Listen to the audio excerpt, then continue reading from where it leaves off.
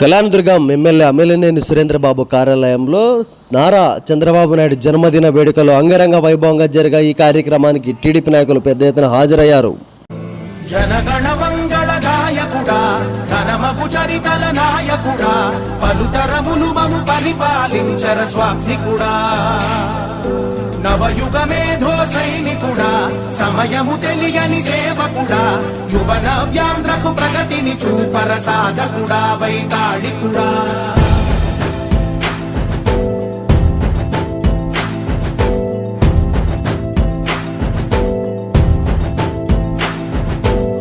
ప్రతి ఇల్లు నిన్నే నిన్నే పిలిచింది ప్రతి గడప నీకే స్వాగతమంటోంది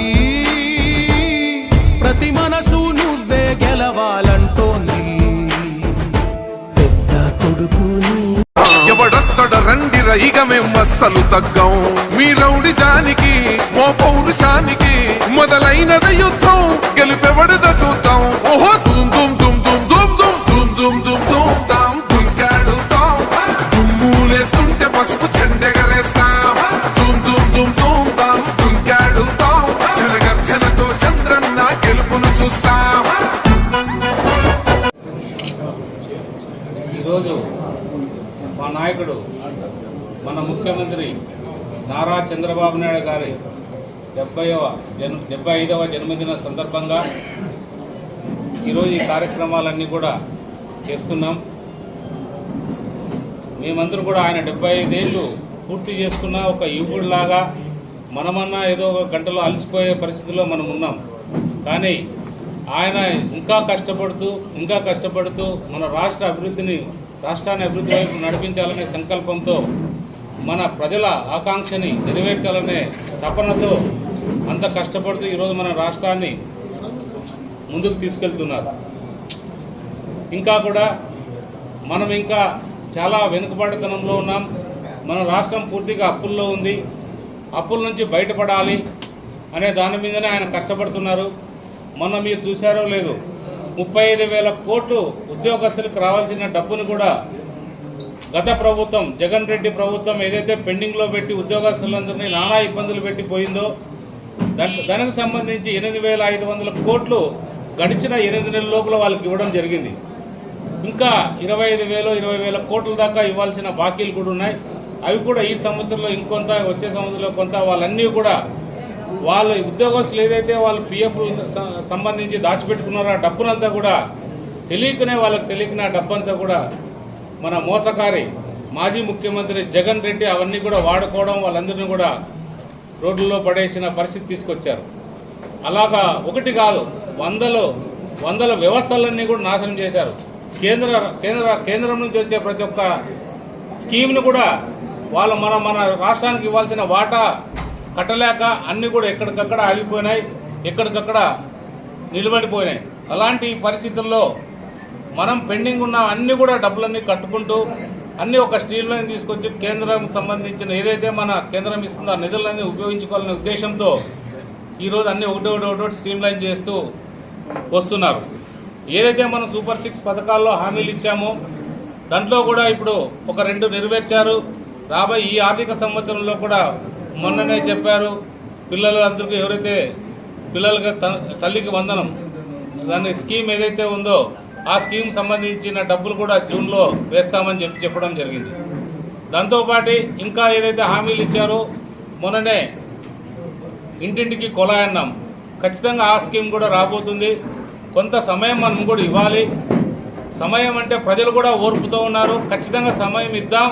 మన రాష్ట్రం పూర్తిగా అప్పుల్లో కూరుకుపోయిందన్న ప్రతి చదువు రాని వాళ్ళతో నుంచి పెద్దగా చదివించిన అందరూ కూడా గమనిస్తున్నారు. మాకు 2 రోజులు లేట్ అయినా పర్వాలేదు, మన రాష్ట్రం బాగుండాలంటే మన ముఖ్యమంత్రి చంద్రబాబు నాయుడు గారు ఇవన్నీ కూడా చేస్తారని నమ్మకం ప్రజల్లో ఉంది. ఖచ్చితంగా చేసి తీరుతారు ఆయన. మొన్ననే ఏదైతే మన కళ్యాణదుర్గ ప్రాంతానికి సంబంధించి ఏదైతే మన సూపర్ 6 పథకంలో ఏదైతే ఒక భాగం ఉంది, ఏఏబి స్కీమ్లో వాటర్ సప్లై స్కీమ్, మన కళ్యాణదుర్గ ప్రాంతానికి కూడా కళ్యాణదుర్గ పట్టణానికి 170 కోట్ల వరకు శాంక్షన్ కూడా కావడం జరిగింది. అది కూడా త్వరలో టెండర్లు రాబోతున్నాయి. ఎప్పుడైతే 170 కోట్లు శాంక్షన్ అవుతాయో ప్రతి రోడ్డు కూడా తవ్వాల్సిన పరిస్థితి వస్తుంది. ఆ తవ్విన రోడ్లు కూడా వేయాల్సిన పరిస్థితి ఆ స్కీమ్లో ఉంటుంది. దాంతోపాటు ఇంటింటికి కూడా కుళాయి ఇచ్చే పరిస్థితి వస్తుంది. చాలా ట్యాంకులు కడతారు, చాలా రకాలుగా ముందుకెళ్తుంది. ఇప్పుడే అంటే ఇదే స్కీము గడిచిన 3-4 సంవత్సరాల క్రితం టెండర్లు ఫ్లోట్ అయ్యి ప్రారంభించి డబ్బులు ఇవ్వక వాళ్ళు ఆపేసిన కాలాలు ఉన్నాయి. అలాంటి స్కీములు కూడా అన్నీ ఇప్పుడు ముందుకు తీసుకొస్తున్నామంటే ఒక్కసారి మీరు అర్థం చేసుకోవాలి. ఖచ్చితంగా ఇలాంటి స్కీములు చాలా మన ప్రాంతానికి రావాలి. గ్రామీణ రోడ్లు ఎక్కడికి వెళ్ళినా కూడా పూర్తిగా అధ్వానమైన పరిస్థితిలో ఉంది. మొన్న మీటింగ్లో కూర్చుంటే ఏదైతే డిఎంఎఫ్ ఫండ్ సంబంధించి కలెక్టర్ గారు మిగిలిన ఎమ్మెల్యేలతో సహా నేను కూడా కూర్చున్నా.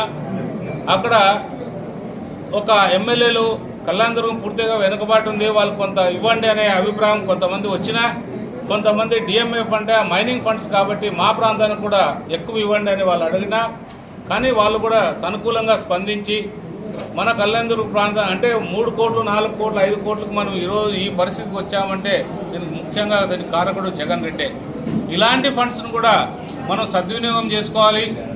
ఎక్కడ పడితే అక్కడ రోడ్లు పూర్తిగా ఏ గ్రామానికి వెళ్ళినా ఏమైనా కూడా అన్నా మా రోడ్డు బాగాలేదు పూర్తిగా బాగుండే నిజం. అది ఎన్నికల్లో కూడా మనం హామీ ఇచ్చాం, ప్రతి రోడ్డు కూడా బాగు చేస్తామన్నాం. అందులో భాగంగా బాగు చేయడానికి కూడా మేము కూడా ఎక్కడికక్కడ ప్రణాళికలు ఇచ్చి ఎక్కడికక్కడ సిద్ధం చేస్తున్నాం.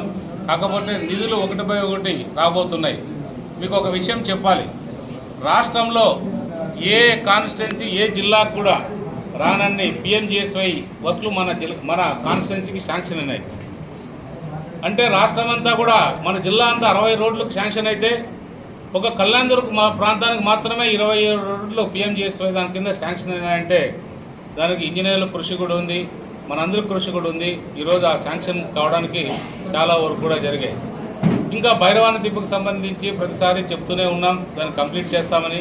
ఖచ్చితంగా అది కంప్లీట్ చేస్తాం. కంప్లీట్ చేసి ప్రజలకు ఉపయోగపడుతుంది. ప్రతి ఒక్కరు కూడా ఎక్కడికి వెళ్ళినా కూడా మన ఇన్ఛార్జ్ మంత్రి గారు డీజే భరత్ గారు వస్తే రిప్రజెంటేషన్ ఇస్తుంటే వేరే ఎమ్మెల్యేకి వచ్చి నిజంగా వాళ్ళకు అవసరాలు ఉన్నాయి, వాళ్ళకి ఆ భైరవాని తిప్పు అయితే మాత్రం ఆ ప్రాంత ప్రజలు బాగుంటారని కూడా తెలియజెప్పడం జరిగింది. నిజంగా ప్రతి ఒక్కరిలో కూడా భైరవాని తిప్ప నాలోనే కాదు మీలోనే కాదు ఇతర ప్రాంతాలకు సంబంధించిన వాళ్ళు కూడా భైరవాని తిప్ప ప్రాజెక్ట్ కంప్లీట్ కావాలి, ఇక్కడ ప్రజలు బాగుండాలనే సంకల్పం మన తెలుగుదేశం పార్టీ సంబంధించిన ఎమ్మెల్యేలు అలాగే ఎన్డీఏ పార్టీకి సంబంధించిన ఎమ్మెల్యేలు మంత్రులు అందరికీ కూడా ఉంది. ఒక్కసారి మనం ప్రయత్నిద్దాం, మన ప్రాంతానికి పవన్ కళ్యాణ్ కూడా తీసుకొద్దాం. ఒక్కసారి ఆయన ఈ ప్రాంతాల్లో పర్యటిస్తే ఆయనకు కూడా, ఎందుకంటే పంచాయతీరాజ్ రోడ్లు మన ప్రాంతంలో చాలా అధికంగా ఉన్నాయి. ఈ పంచాయతీరాజ్ రోడ్లలో ఈ ప్రాంతంలో ఉన్నంత అధ్వానమైన పరిస్థితి రాష్ట్రంలో ఎక్కడా ఉండదనేది నా అభిప్రాయం. మొన్ననే ఆయన అరకుకి వెళ్ళాడు, ఏదైతే ఏజెన్సీ ప్రాంతాల్లో ఉన్నారో ఆ ఏజెన్సీ ప్రాంతాలు చూసిన తర్వాత ఆ ప్రాంతాలకు 1000 కోట్లు డబ్బులు తీసుకొచ్చి కేంద్రం తీసుకొచ్చి ఆ ప్రాంతాన్ని అభివృద్ధికి నడపడానికి ప్రయత్నం చేశారు. అలాగే ఆయనకు సంబంధించిన శాఖ కాబట్టి ఆయన ఒకటే కోరుకుంటున్నాం, మా కళ్యాణదుర్గం ప్రాంతాన్ని కూడా మీరు ఒకసారి పర్యటించి మా రోడ్లు చూడండి, మా పైన దయ చూపండి, ఖచ్చితంగా అభివృద్ధి చేయాలి. మన రోడ్డు బాగుంటే ఆరోగ్యాలు కూడా బాగుంటాయి. హాస్పిటల్కి రావాలంటే రోడ్లు లేవు, కింద పడిపోతున్నారు, యాక్సిడెంట్లు అవుతున్నాయి, రకరకాలుగా యాక్సిడెంట్లు అయితే చాలామందికి కూడా ఇన్సూరెన్స్లు చేసుకునే భాగ్యం కూడా లేని పరిస్థితుల్లో ఇక్కడ ఉన్నారు. అలాంటి ఈ పరిస్థితుల్లో మన ముఖ్యమంత్రి గారు మన తెలుగుదేశం పార్టీ తరఫున ఏదైతే మనకు మెంబర్షిప్ కార్డు ఇచ్చాడో ప్రతి కుటుంబానికి కూడా చాలామంది 1,00,000 మంది వరకు మెంబర్షిప్ తీసుకున్నారు ఈ ప్రాంతం నుంచి. ఏదైనా కూడా యాక్సిడెంట్ అయిన వెంటనే కూడా మన కార్యకర్తలు సరైన సమాధానం మన పార్టీ ఆఫీస్కో లేదా మన ఆఫీస్కో ఇక్కడ ఇస్తే యాక్సిడెంట్ అయిన వెంటనే వాళ్ళందరికీ కూడా మా బాధ్యతగా మేము భావించి ఖచ్చితంగా మా బాధ్యతగా తీసుకొని వాళ్ళకి ఇన్సూరెన్స్ రావడం, అంటే మనిషి యాక్సిడెంట్ అయితే యాక్సిడెంట్ అది కాళ్ళు కానీ చెయ్యి కానీ లేదా దెబ్బలు తగలేదు కానీ చనిపోవడం కానీ ఏది జరిగినా కూడా మనకు ఆ ఇన్సూరెన్స్ 5 లక్షల వరకు దాంట్లో కవరేజ్ ఉంటుంది. కాబట్టి ప్రతి ఒక్కరు కూడా గమనించాలి, మన పార్టీ నాయకులు కూడా దాన్ని సద్వినియోగం చేసుకోండి. అది సద్వినియోగం కావాలంటే ఒకటే మీరు చేయాలి, తాగి బండ్లు నడపకూడదు. ప్రతి బండికి కూడా ప్రతి ఒక్క వ్యక్తికి కూడా డ్రైవింగ్ లైసెన్సులు కావాలి. మన వెహికల్ నడిపే వెహికల్ కూడా ఎప్పుడు కూడా ఇన్సూరెన్స్ ఫోర్స్లో ఉండాలి. అది మీరందరూ కూడా గమనించుకోవాలి.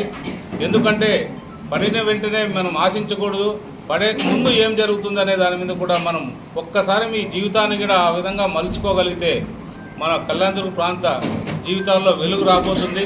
ఇక్కడ కష్టపడే తత్వం ఎక్కువ ఉంది, పంట పండించే తత్వం ఎక్కువ ఉంది. కాబట్టి రైతులందరూ కూడా సస్యశ్యామలంగా ఉంటారు.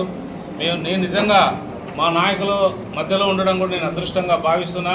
ఇలాంటి గొప్ప స్థలంలో, గొప్ప నాయకుల మధ్యలో, గొప్ప కార్యకర్తలు, గొప్ప ప్రజల మధ్యలో నేను ఎమ్మెల్యేగా ఉండడం కూడా గర్వంగా ఉంది. ఏ రకంగా ఉందో ఆ జయంతిని మనందరం కూడా ఘనంగా నిర్వహించాల్సిన బాధ్యత మనందరిపైన ఉంటుంది. ఈ పుట్టినరోజు వేడుకలు చంద్రబాబు నాయుడు గారికి మనస్ఫూర్తిగా మా అందరి తరపున ఆయనకి జన్మదిన శుభాకాంక్షలు తెలియజేస్తున్నాం.